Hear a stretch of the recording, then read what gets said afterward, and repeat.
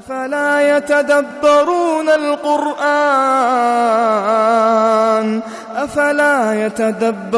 القرآن أم على قلوب أقفالها بسم الله الرحمن الرحيم إن الحمد لله نحمده ونستعينه ونستغفره ونعوذ بالله من شرور أنفسنا ومن سيئات أعمالنا من يهديه الله فلا مضل له ومن يضلل فلا هادي له أشهد أن لا إله إلا الله وحده لا شريك له وأشهد أن محمدا عبده ورسوله فإن أصدق الحديث كتاب الله وخير الهدي هدي محمد صلى الله عليه وسلم وشر الأمور محدثاتها وكل محدثة بدعة وكل بدعة ضلالة وكل ضلالة في النار ثم أما بعد السلام عليكم ورحمة الله وبركاته. Tafsir sağlığımızdan Kadr Suresi'ne gelip jetken ekemiz. Naşul bugün sizler menen kıskaça naşul sürenin mani mаңызы менен tanışıp çıkabız. Allah Taala ayet Kur'an'da aytat: "Şehru Ramazanellezî unzile fîhi'l Kur'ân huden lin-nâsi ve beyyinâtin minel hudâ vel furqân." Sizler orozo karmay turgan sanaklı күндөр bul Ramazan ayı. Bul ayda adamlarga hidayat, tuğra jol bolup, hidayat jana Furqandan turgan anık daliller katары Kur'an düşürüldü. Hidayat jana Furqandan turgan anık daliller katары Kur'an düşürüldü. Femen şehide minkum şehra felyasum. Kim mına uşul ayga köö bolsa, uşul aydın orozosun karmasın. Bugün tafsir sabagыбызdan Kadr Suresinin tafsirini okuyumuz. Mına oroza ayına da 1,5 ay kalıptır, tiyak biyagın eski alganda.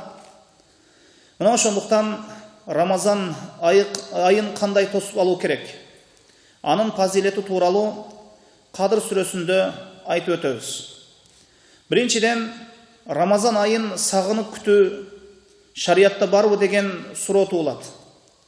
Ramazan kelse adamlar birbirlerin kutuktoloru jana Ramazan ayın kabarın başkalarga jetkirүү, jana Ramazanга jetkirүүnü Allah'tan suroo, mına ошол nerseler sünnötte bar. Sünnötte negizi bar nerseler. Peygamberimiz sallallahu aleyhi ve sellem'de daima dua kılat ile Allahümme belliğine Ramazan, o Allah'ım bizde Ramazan'a jetkirgin dep. Bul dua sünnötte kelgen, jana oşonda ile ötken Salafi salihinden dağı jaşosunda, ötken külörдүн jaşosunda dağı kelgen. Peygamberimiz sallallahu aleyhi ve sellem Racab ayı kirip gelsen dua kılat ile Allahümme barik lana fi Racab ve barik lana fi Şaban Allahümme belliğna fi Ramazan. O Allah'ım bizge Racab ayında bereke bergin. Jana Şaban ayında bereke bergin. Jana bizde Ramazan ayına jetkirgin dep dua kılat ile. Racab ayı Ramazandan 2 ay aldın. Sünnette mına Ramazan'a jetүүnü kütüp sağınıp jaşoo kerek eken. Fudayl ibn İyaz rahimahullah aytat, sahabalar jana özlerinin zamandağı tabiinler Ramazan kelүүsүнөн aldın 6 ay murda Ramazan'a jetkirgin dep dua kılışat ele.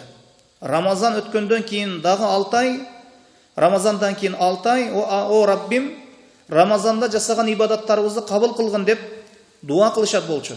Jönököy ay emes eken. Oşonduktan Allah Taala Kur'anda bul ay tuuralı süre düşürdü. Al süreni Kadr Suresi dep atadı. Başka ayatlardagı Ramazan ayı tuuralı düşkön. Oşol sыңары bul aydı kütүүдө adamdardын түшүнүгүнө ar kanday bidatlar, dinde bolbogon nerseler aralaşıp ketken. Şaytan eç kaçan adam balasın jakşılıkka jetүүsүn, je bir jakşılıkka ээ болуусун, ушул айды jakşılıkta ötkөрүүдө аларды тынч койгон эмес. Тынч абалда eç kaçan şaytan eç kaçan adamdарды тынч койбойт. Кээ adamlar Ramazan'da bir kişi balalığın sağıngандай sağınat. Dağı aylıkça sodagerler de Ramazanды күтөт. Антикени адамдар колунда барын берип, бир нерселерди, жемиштерди сатып алат. Кээ бир адамдар үчүн жей турган ай деп эсептеп алган.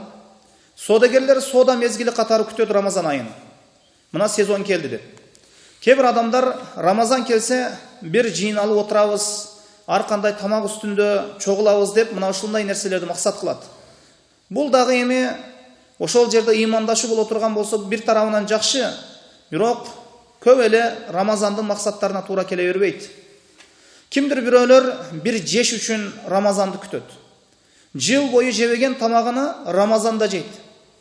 Ысырапкерчилик да Рамазан айында аябай көбөйүп кетет. Өзү бул ай жеп ичүүдөн тыйылуу айы. Бирок байынан тартып, кедейине чейин 80% мал мүлкүнү тамагашка саптап жиберет. Миңдеген тонналар ошол тамагаш, миңдеген тонналардагы тамагаш мусурга кетет. Таштандыга кетет. Бул дагы Рамазанды күтүүдөгү катачылык. Бизде мынчалык тамагаштын ысырапкерчилиги болбойт, башка бир араб мамлекеттерине караганда. Бизде мынчалык тамагаштын ысырапкерчилиги болбойт. Мисалы үчүн Саудия, Катар, Мисыр, ушул араб өлкөлөрүндө ысырапкерчилик Рамазан айында чоң болуп кетет. Чоң өлчөмдө болот. Арабтар динде бизге үлгү эмес. Бир арабтын кемчилдиги биздин ошол динибизге эч качан таасир бербөбүз керек. Араб деле башка адамдар сыяктуу араб. Ошондуктан бизге чыныгы үлгү бул пайгамбар саллаллаху алейхи вассалам жана шарият. Дагы бир нерсе, шайтан бул айдан тосууну көздөп, ошол ай кирип келүүсүнөн алдын сериалдарды, кино сериалдарды даярдап коет. Мисалы үчүн, Туркия сериал көрүп эле жатып алат ушул айда. Шайтан чынжырлануусунан алдын, кишенделүүсүнөн алдын бул айга ушундай нерселерди даярдап коюп, андан кийин кирип кетет экен. Шайтан жок болсо да, ошол күнөөлөр Рамазан айында улана берет. Рамазандан алдын, ошол кирүүсүнөн алдын кино сериалдардын рекламасы башталат. Ошол кээ бир адамдар ошол күндүзүн, же кээ бир адамдар түнүн ошол кино сериалдар менен өткөрүп жиберишет. Пайгамбарыбыз саллаллаху алейхи вассаламдан келген хадис боюнча: "Иза кана аввалу лейлатин мин шахри Рамадан, суффидатиш шаятину ва марадатул джинни, ва гулиқат абвабун нар, фалам юфтах минха бабун, ва футтихат абвабул джанна, фалам юглақ минха бабун." Аль-хадис раваху ат-Тирмизи ва Ибн Маджа ва хассанаху Албани фи Сахих аль-Джами. Пайгамбарыбыз саллаллаху алейхи вассалам айтты: "Эгер Рамазандын биринчи түнү кирсе, шайтандар жана чектен чыккан жиндер кишенделет, чынжырланат, байланат.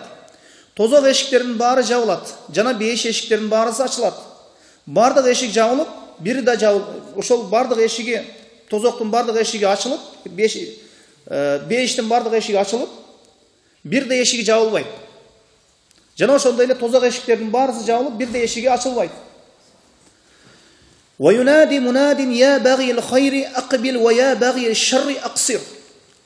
Хадистин андан аруландысы, Аллах тарабынан бир периште үн кылат: "О жакшылыкты каалоочу адамдар, мына жакшылык айы келди, жүздөңгүлө.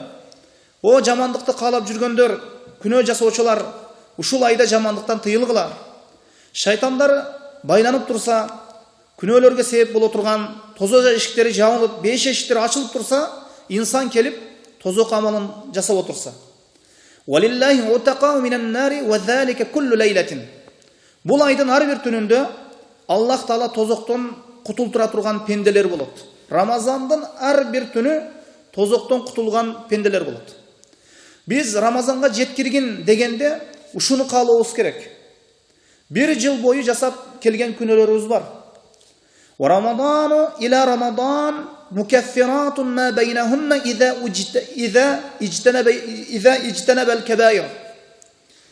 Рамазандан Рамазанга чейин, ошол Рамазан күнөөлөргө каффарат, эгер чоң күнөөлөрдөн алыс болсо. Урлук, зына, арак ичүү, ширк, ушул сыяктуу күнөөлөрдөн алыс болсо, майда кичине күнөөлөргө мына ушул ай каффарат экен.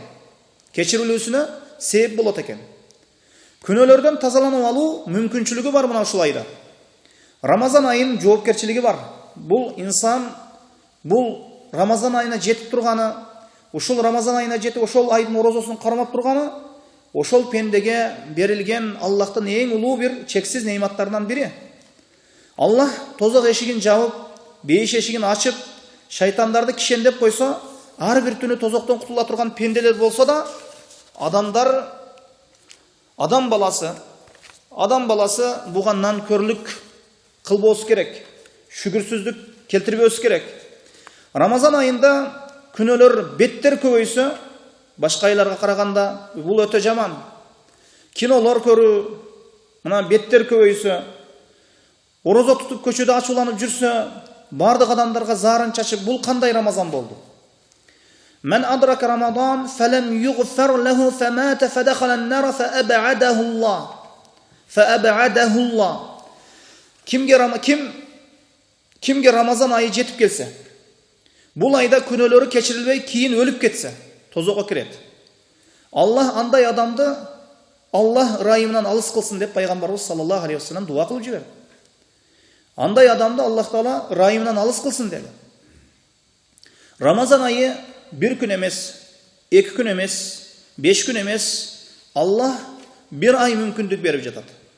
Рамазан айынан алдын жана Рамазандан кийин таквасы өзгөрбөгөн болсо, бул натыйжа жакшы натыйжа эмес. Кээ бир адамдар Рамазандан кийин өтө жаман күнөөлөрдү жасап кетет. Рамазанга чейин арак ичип жүргөн болсо, Рамазан айы келгенде ошол арагын таштаган болсо, Рамазан бүтүүсү менен ошол арагына дагы кирет. Рамазандан мурда арак ичип жүргөн болсо, дагы ошол күнөөгө кайтат. Рамазандан мурда чылым тартып, ошол Рамазан айы келип орозо кармап, анан чылымды таштаган болсо, Рамазан чыккандан кийин кайра дагы чылым тарта баштайт. Чылым чеге баштайт. Пайгамбарыбыз саллаллаху алейхи вассалам дуа кылып жиберди. Күнөөлөрү кечирилбей, Рамазанды өткөрүп жиберген адамга дуа кылды. Рамазандан кийин фасык болуп чыккан адамга пайгамбарыбыз саллаллаху алейхи вассалам дуа кылып жиберди. Рагима анфу мен адрака Рамадан фалам югфару лаху. Мурду жерге ишкалансын, ким Рамазанга жетип күнөөлөрү кечирилбей калган болсо. Эми адамдын мурду жерге ишкаланып турса, бул кор болсун деген. Мына ошондуктан бул Рамазан айы биз үчүн күнөөлөрүбүз кечирилүүсү үчүн өтө чоң бир мүмкүнчүлүк. يا أيها الذين آمنوا كتب عليكم الصيام كما كتب على الذين من قبلكم لعلكم تتقون. О иман келтиргендер. Силерден мурдакы элдерге парыз кылынганы сыяктуу силерге да орозо кармоо парыз кылынды. Таква болушуңар үчүн. Бул айда мусулмандардын баарысы таквалуулукту үйрөнүшү керек. Баарыбыз таквалуулук аракет кылуубуз керек. Орозодо киши таң эртеден күн батканга чейин жеп ичүүдөн, аялына жакындык кылуудан тыйылып, напсы калуусуз таквалуулукка мына ушундай түрдө тарбияланат. Рамазан келсе, мына өзүңүздөр жакшы билесиздер, мечиттер толот. Бардык адамдар ошол Рамазанда бамдат намазына да башка намаздарга караганда, башка Рамазанга чейинки фажр намазына караганда, таңкы намазга караганда Рамазанда бир топ адамдар көп болот. Эми өкүнүчтүүсү, Рамазандан кийин мунун баары артта калат. Жана ошондой эле ошол фажр намазындагы ошол адамдардын саны, кишилердин саны азайып кетет. Дагы бир айта турган болсок, Рамазан дуа айы. Орозо тууралуу аяттардан кийин, мына Бакара сүрөсүндө орозо тууралуу аяттар келгенден кийин дуа тууралуу айтылат. Ва иза салака ибади анни фа инни кариб уджибу да'вата да'i иза да'ан. Эгер пендем мен тууралуу сураса, айткын, мен аларга жакынмын. Мен ошол дуа кылуучунун дуасына жооп беремин. Ибн Касир рахимахулла Рамазанда башка айларга караганда дуа көбүрөөк болуусу керек дейт. Бардык адам өзү каалаган нерсесин сурайт. Биздин кыргызчылыктагы дуалар бала чака, мал мүлк менен байланышып калган. Бирок сүннөттө келген дуалар бар. Мына Айша энебизди мисал келтире турган болсок, Айша энебиз пайгамбарыбыз саллаллаху алейхи вассалам менен ошол дайыма бирге болгон. Бул ошол энебизде өтө чоң илим бар. Ушул Айша энебиз пайгамбарыбыз саллаллаху алейхи вассаламга айткан экен: "Мен кадыр түнгө жетип калсам ошол эмне дуа кылайын" дейт. Мен кадыр түнгө ошол күбө болуп калсам, жетип калсам, кандай дуа кылайын деп сурайт. Пайғамбарымыз саллаллаху алейхи вассалам ошондо жооп берип айтат: "Аллахумма иннака афуун каримун тухиббул афва фа'фу анни." Мына ушул дуаны айткан дейт. О Аллахым, сен кечирүүчү затсың, сен кечирүүнү жакшы көрөсүң, мени кечиргин деген. Баары нерсени коюп, о Аллахым кечиргин деп үйрөттү. Баары нерсени коюп, кечиргин деп үйрөттү. Адамдардын көпчүлүгү бергин деп дуа кылат. Анан акырында кечирип кой дейт. Адам баласына бере берсе, 10 жылдап сурап жүрөт, бирок бербейт. Эмне үчүн? Күнөөгө батып кеткен себебинен. Эң негизгиси түйшүк бул күнөөлөрдү кечирилүүсү болуусу керек.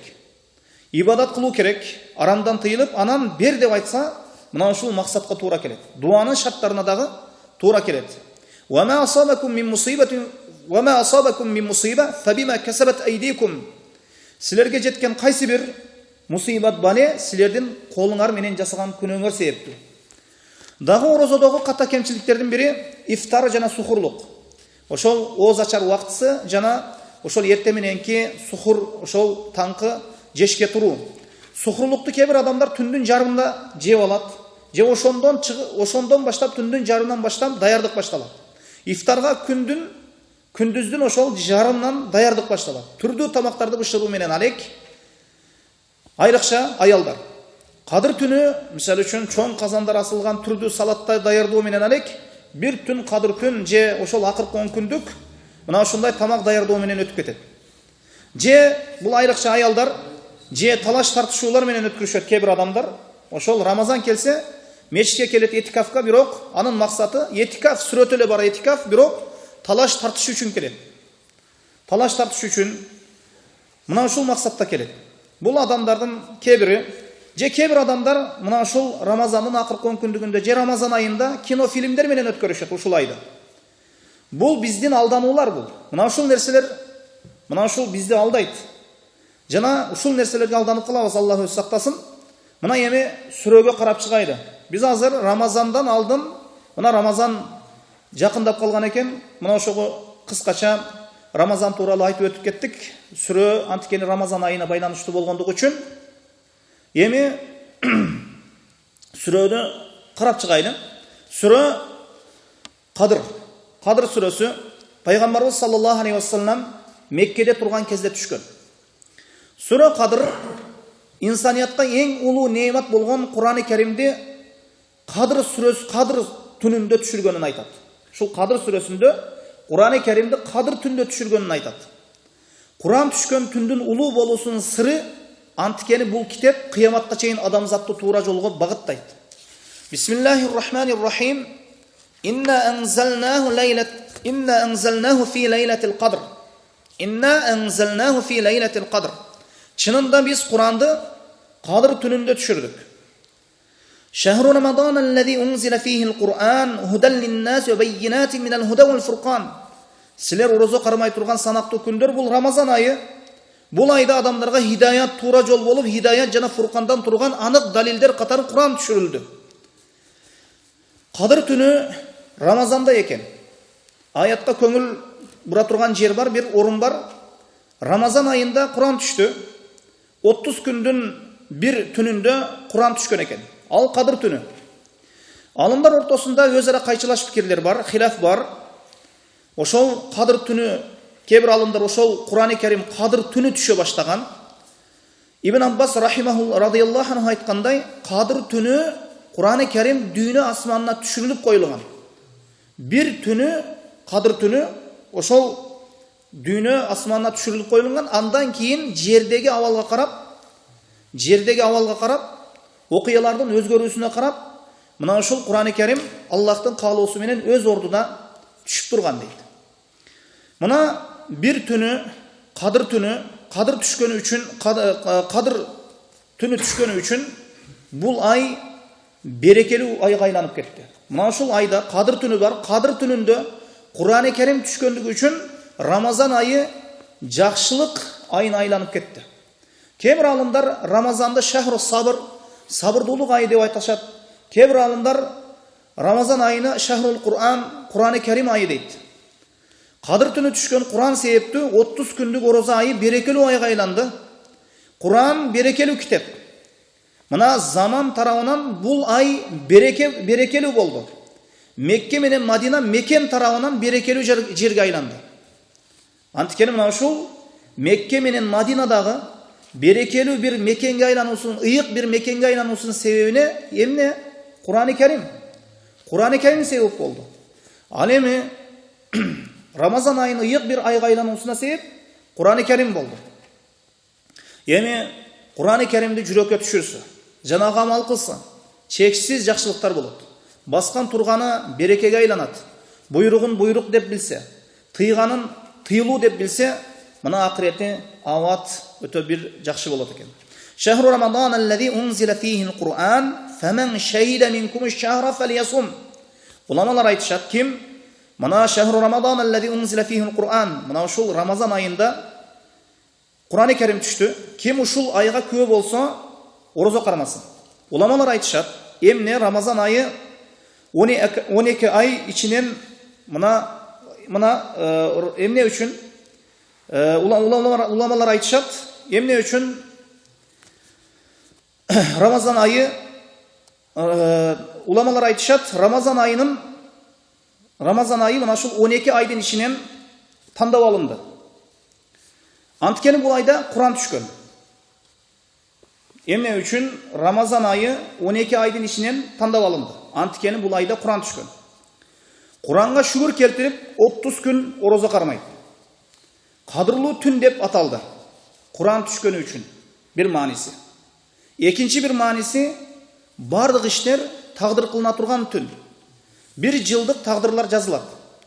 Тагдыр түнү деген ысмы дагы бар, аты дагы бар. Же улуу кадырлуу түн деген мына ушул Кур'ан сееттүү бир улуу кадырлуу түн деген дагы ысмы аты бар. Ва ма адрака ма лайлатул кадр. Кадыр түн эмне экенин эгер биз үйрөтпөсөк, сен кайдан билмексиң?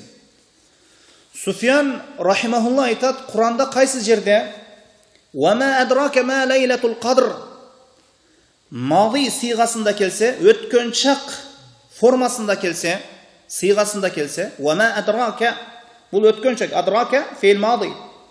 Бул не?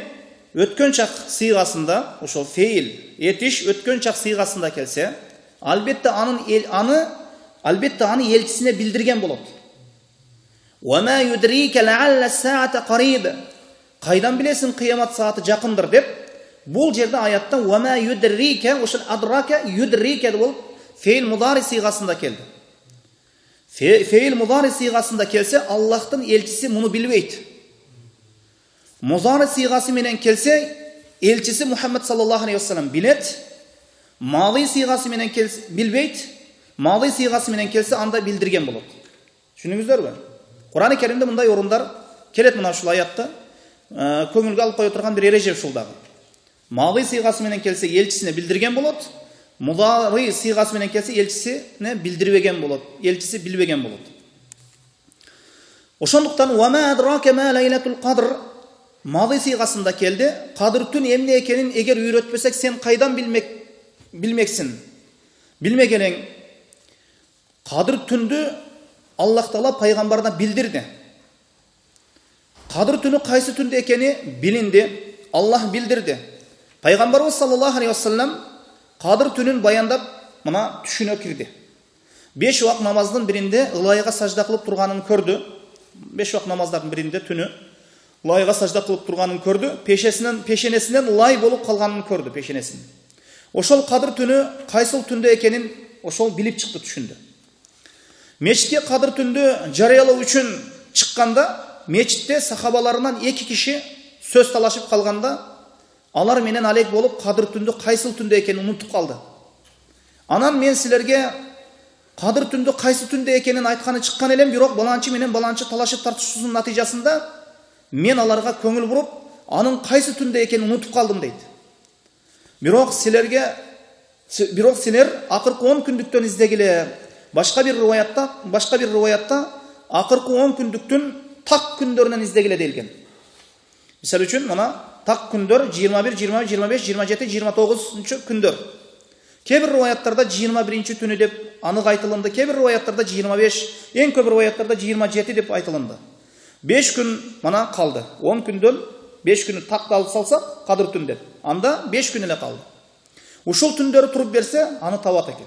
Кыскасы акыркы 10 күндүктө ким турса, ушул кадыр түнгө жетишет. Бул түндүн пайгамбарыбыз саллаллаху алейхи вассаламдын эсинен чыгып калуусу да биздин пайдабыз. Пайгамбарыбыз саллаллаху алейхи вассалам айтты: "Лааллаху бихайр, лааллаху хайр." Пайгамбарыбыз саллаллаху алейхи вассалам анан айтты: "Унутканымда жакшы деген силер үчүн" деген. Унутканымдагы жакшылык деген. Анаби Хурайра радияллаху анху анна Расулуллахи саллаллаху алейхи вассалам قال: "من قام رمضان إيمانا واحتسابا غفر له ما تقدم من ذنبه." رواه البخاري. Абу Хурайра радияллаху анхудан риwayat, пайгамбарыбыз саллаллаху алейхи вассалам айтты: "Ким Аллахка болгон иман менен соопту, ажыр соопту Аллахтан үмүт кылган абалда кадыр түндө турган болсо, ошол түндө өткөргөн болсо, мурдагы күнөөлөрү кечирилет." Жана ошондой эле пайгамбарыбыз саллаллаху алейхи вассалам акыркы 10 күндүктө этикафта отурат эле. Мечитте этикафта отурат эле. Кадыр түндөгү ибадат башка бир диндерде жок. Анткени мусулмандар бул түндү издешип, түндөрүн уйкусуз абалда ибадат менен өткөрүшөт. Исламдан башка бир диндерде алар кайсы бир күндү ибадат деп санап алган болсо, алар ошол түндү же ошол күндү тамак аш жасап, ар кандай зияпаттарды уюштурушат. Эми мусулмандар болсо, ошол күнөөлөрүн кечирилүүсүн тилешип, Аллахтын соопторунан үмүт кылып турушат бул түнү. Инсан баласы бул түнгө канчалык ой жүгүртпөсүн, анын акылы бул түндүн кадыры, улуулугуна түшүнүүдө, анын кадырын, улуулугун түшүнүүдө, анын түшүнүгүнөн баары бир бул түн жогору турат. Бул түн кадыр түнү. Өз айтып тургандай, бул кадырына жете турган түн. Ошондуктан бул түн келген убакытта кадырына жетүү керек. Анткени бул түнү адам баласынын хидаятына себеп боло турган Кур'ан-ы Карим түштү. Лайлатул кадри хайрун мин алфи шахр. Кадыр түнү 1000 айдан жакшы. Адамзат тарыхында 1000 жылдар өттү. 1000 айлык ибадаттан жакшы деген. Бул түндөгү ибадат. Үммөт, мына пайгамбарыбыз саллаллаху алейхи вассаламдын үммөтү эң акыркы үммөт, өмүрү кыска үммөт. Пайгамбарыбыз саллаллаху алейхи вассаламдын үммөтү, мына хадисте келгендей, менин үммөтүм 60 менен 70-тин ортосунда сапар кылат. Тияка сапар кылат. Ал эми 70-тен өткөнү, тияка өткөнү өтө аз өтөт. Барып өтө азы гана өтөт. Бизге чейинки адамдар 1000 жыл жашашкан эле. 1000 айлык ибадаттын ажыр соогу. Ушул түнү садака кылса, 1000 айчалык садака кылган болосуз. Ушул түнү 2 рекет намаз окуса, 1000 рекет намаз окугандай болот. Бул нафил ибадаттар. Булар парзга өтпөйт. Кадыр түндө турса дагы. Кадыр түндүн дагы бир хикматы, мына адамдар Рамазандын башталуусу тууралуу талаш тартыш башталат. Рамазан дайыма башталганда бүткөндө.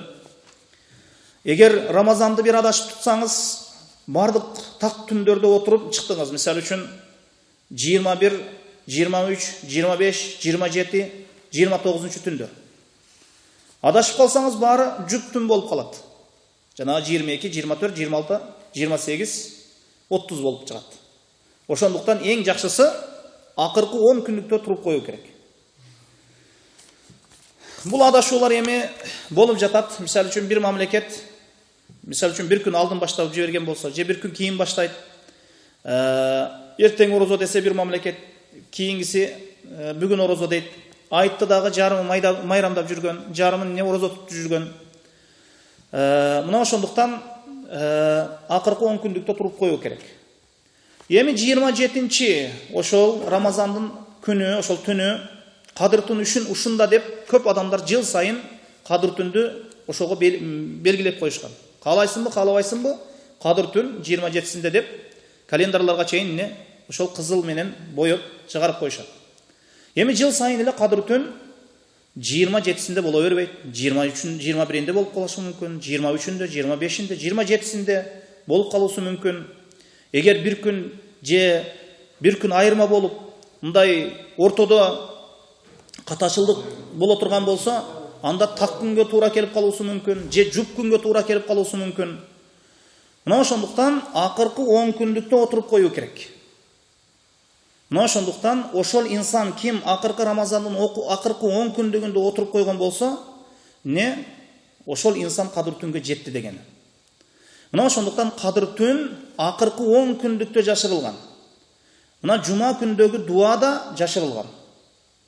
Ибн Хаджар рахимахулла Фатхул Барида айтты, кадыр түндө кайсы түнү экенин жана жуманын күнүнүн дуа кайсы убакта кабыл боло турганын, ошол убактысы кайсы убакта экени тууралуу 40 түрдүү сөз бар.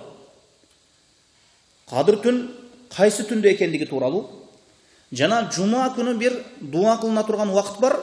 Ошол убакытта киши дуа кыла турган болсо, дуасы мустажаб. Дуасы кабыл болот, кайтарылбайт. Мына ушул эки нерсе тууралуу 40 түрдүү сөз бар. Эки маселе тууралуу, кадыр түн тууралуу жана жумадагы дуа тууралуу 40 түрдүү сөз бар. 40 түрдүү сөз бар. Белгилер бар. Мына мисалы үчүн кадыр түнү күн нурсуз чыгат, күн тутулгандай чыгат, нурсуз чыгат, жамгыр жаайт, дайыма эмес. Мунун баары мына ушул белгилер кадыр түн болгондон кийин, өтүп кеткенден кийин болот. Татаназзалул малаикату вар-руху фиха биизни раббихим мин кулли амр. Анткени бул түнү периштелер жана рух Жебрейил Раббисинин рухсаты боюнча ар түрдүү иштер менен жер бетине түшөт. Периштелер тынымсыз түшүп турат. Риваяттарда келет, жер жүзүнө ушул түнү түшкөн периштелер саны жер жүзүндөгү таштардан көп болуп кетет дейт. Периштелер Аллахтын ырайымын алып түшөт. Вама натаназзалу би амри раббик. Алар бир гана Раббисинин буйругу менен жерге түшөт. Периштелер түшкөн болсо тынчтык болот, саламаттык болот.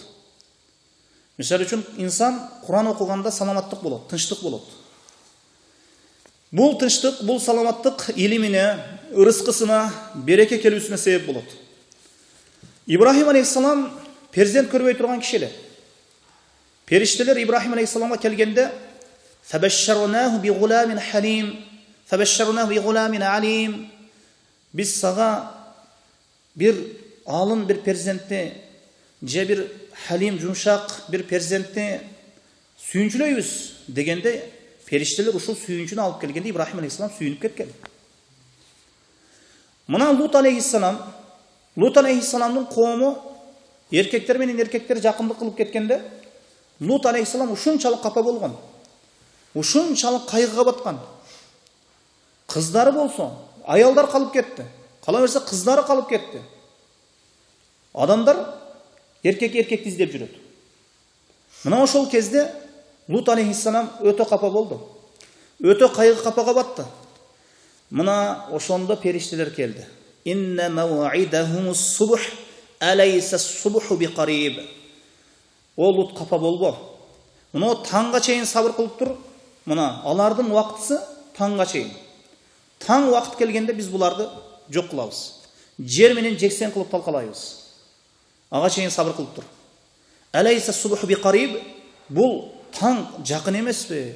Аз гана убакыт калды го. Кайгыланбай тур. Кайгыга чөкпөй тур. Түшкө батпай тур. Биз азыр алардын не таңда көрсөтөбүз кандай коом болгондугун. Деп Лут алейхиссаламдын ушул кабары келгенде Лут алейхиссалам сүйүнүп кетти. Кутулат экенмин ушулардан деди. Дагы айта турган нерсе, рух дегени бул Жебрейил алейхиссалам түшөт дейт. Жебрейил алейхиссалам түшөт. Дайыма пайгамбарларды коштоп жүргөн, акыркы пайгамбардын дайыма шериги болгон Жебрейил алейхиссалам түшүп келет. Өтө улуу түн. Жебрейил алейхиссалам ушул эле түндө түшсө керек. Валлаху алам. Саламун хия хатта матла'ил фажр. Ушунчалык көп периште түшкөндүгү себебинен. Жана ошондой эле Жебрейил алейхиссалам түшкөндүгү себебинен жерде таңга чейин саламаттык, тынчтык түнү болот экен.